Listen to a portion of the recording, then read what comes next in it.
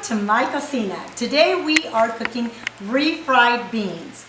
So we're going to start off with two different kinds of beans that I have. You can do either one. You can either choose to just do poblano beans or you can do pinto beans. I like to do half and half. So I like to soak a half a pound of poblano beans in cold water.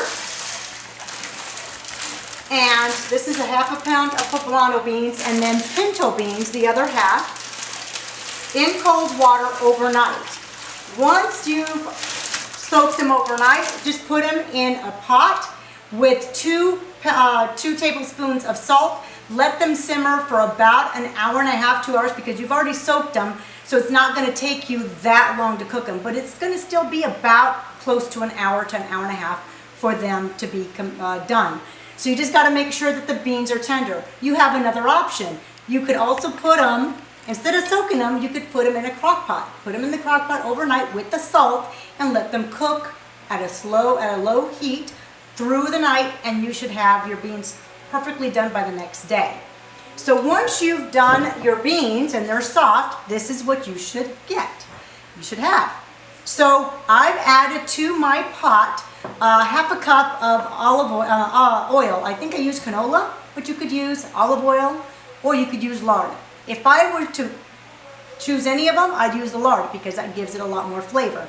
But trying to be health conscious a little bit, we are going to use canola oil. So you've got to bring this to a high heat. You want it to simmer. So I put my olive oil and I'm letting it heat for a little bit. Once you've let it heat, it should start to simmer. As you can see, it didn't simmer, but it's okay, no worries. Just let it get to a high heat. Let that start to boil before you start to mash them. So I will put this stove here. It gets very, very hot, so I'm trying to get used to it because it's not my stove. It's my dear Alyssa's cocina, so I'm using hers today so we could prep. So my masher, you could use any masher, whatever you have, even if you have a spoon if you don't have a masher. You start to mash them.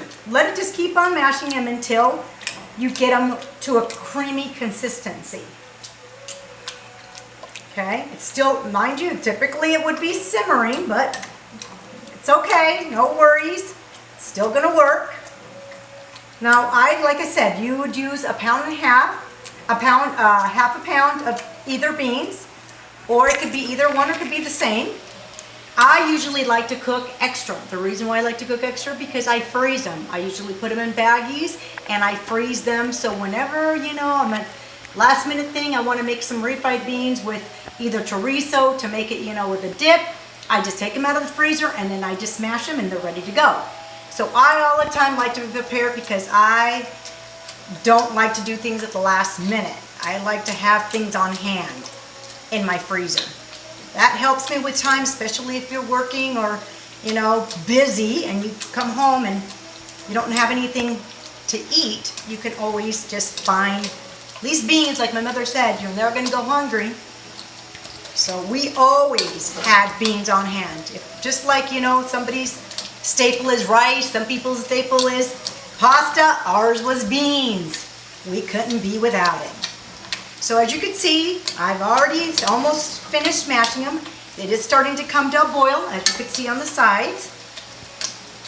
You can mash them all the way, or you can have them just halfway. I like a little bit of both. I don't like them too mashed. I like to have a little bit of beans that are a little bit whole. And as you can see, they're a little different color because brown, the pinto beans are a little bit more darker.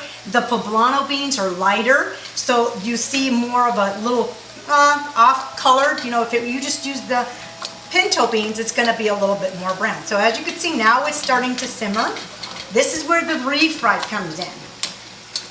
So as you can see on the sides, you see the oil. If it was lard, it would be yummy because you get all that lard, all that fat goodness, lard into the beans. If you are a vegetarian, just use the canola oil. You don't have to use the lard. Now, mind you, there's two different ways. You could add the cheese, and that's the way I'm gonna do it because I like a lot of cheese in it. But if you don't want to choose cheese because you are, again, a vegetarian, you can actually omit the cheese. Just add your water, add a little bit of salt to it, and they're pretty much done. Just to make sure that you have a lot of olive oil. So once you've done that, you could add milk, because I like to add milk to mine. I put in a half a cup of milk, because I like my beans to be just a little bit more soupy. And then half a cup of water. Let that simmer all together. See how nice and creamy they're gonna be?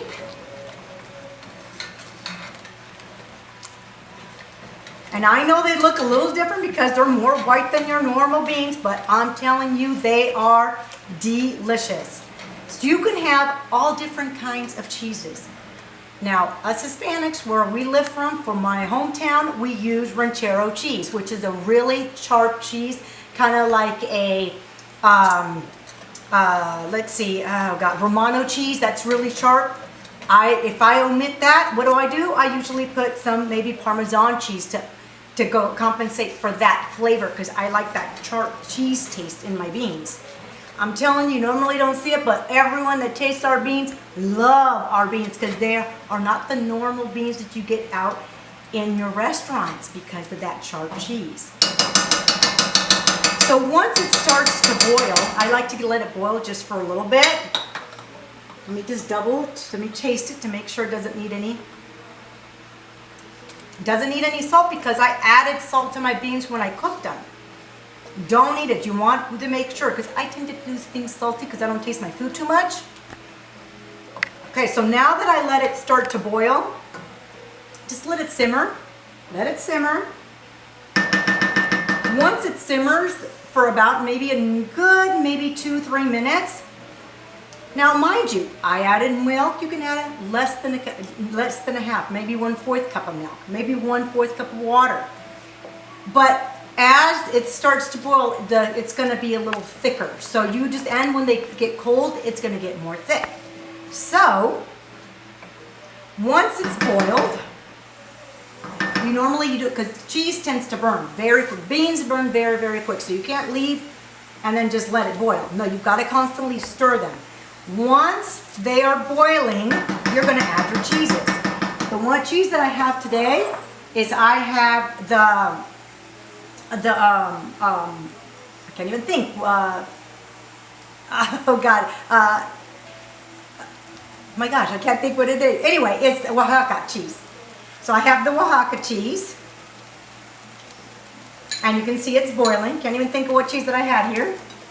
Again, this is bloopers, no big deal, because this is our home cooking. And then I have Mott's Monterey Jack here. I would then put, if I wanted to, I would then put Parmesan cheese because I like that little taste. So now that see how it's boiling, I'm going to actually turn off the flame because I don't want the cheese to burn and I don't want the beans to burn. Once you've done that, there you go. This is your refried beans. Let me see if I can have a chip. My handy dandy assistant will give me I'm going to stick it in this here.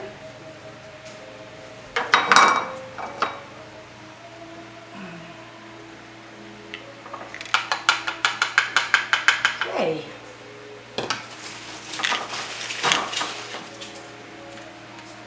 And there you go. We have refried beans. Delicious with your tortilla chips.